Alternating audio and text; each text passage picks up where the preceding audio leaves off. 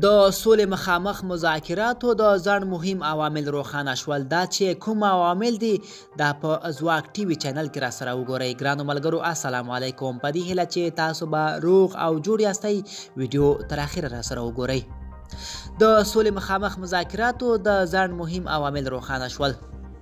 کابل ته د باجوه وروستی سفر او په عاجل ډول د سولې خبرو د پرمختګ لپاره له موقت حکومت سره هوکړه سمدستي د نشهیي توکو او وسلو قاچاقبرانو او د لویو بریدونو د طرحانو خوشي کول او د بهرني سیاست محدودیت شرطونه وړاندې شول.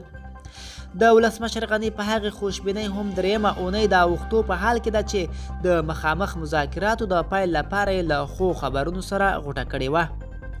د پاکستان د ناراضۍ له وجې هغه ګډه اعلامیه هم تر اوسه خپره نه شوه چې ټاکل شوې وه د باجوه تر سفر وروسته د افغانستان او پاکستان د بهرنیو چارو وزارتونو له لورې نشر شي.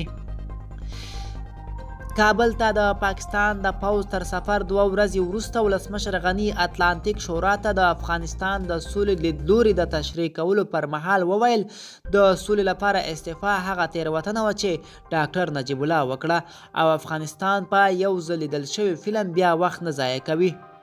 ظاهرا دغه غبرګون د پاکستان د پوځ مشر جنرال بواجه هغې غوښتنې ته ځواب و چې د سولې او د مذاکراتو میز ته د طالبانو له راوستو سره یې تړلی دی.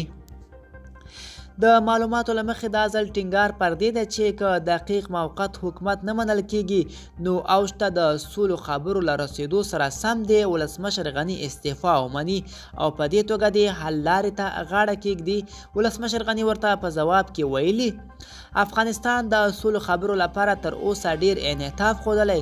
نور وخت دی چې د سولې عملي پروسې پیل شي او د سولې خبرو تر بریالي کېدو وړاندې په دې سناریوګانو بحث د وخت ضایع کول او د افغانستان بربادي ده. زه د تاریخي مسؤلیت له مخې د بربادۍ په نسخه لاسلیک نه کوم. د پاکستان لوی دستریز سره د ولسمشر غني تر کتنې وروسته د آرک پر فیسبوک پاڼه په خپاره شوي خبر کې ویل شوي و چې د یادونې وړ ده چې په دغه کتنه کې د بحث شویو موضوعاتو او جزئیاتو په اړه ګډه اعلامیه به د افغانستان او پاکستان د بهرنیو چارو وزارتونو له لورې خپره شي. خو تر اوسه دغه اعلامیه خپره نه شوه او د پاکستان غوښتنو ته د غاړې نه ایښودو له وجې ښایي هیڅ خپره نه شي. پاکستان ټینګار کوي تر هغو چې یې غوښتنې ونه منل شي طالبان د خبرو میز ته نشي راوستی او له همدې وجې د هغه تر ټولو وروسته په ولایتونو کې جګړې زور اخیستی دی. د قطر دفتر او کویټي شورا په تشکیلاتو کې وروستي بدلونونه او د سیاسونو پر ځای د نظامی مهر رامخکې کول ټول د همدې لپاره دی چې له نظامی لارې افغان حکومت تر فشار لاندې راولي. په کور دننه د مخامخ خبرو د پیل ځنډېدو یو بل افشا شوی جز بیا دا دی چې په ملي امنیت شورا کې سرچینې وایي طالبان چې د یو شمېر لویو قاچاقبرو وسلو پلورونکو او د لویو بریدونو د طرحانو خوشي کېدو غوښتنه کوي له خپل تحریک سره یې د تړاو ثبوتونه افغان حکومت ته نشي ورکولی.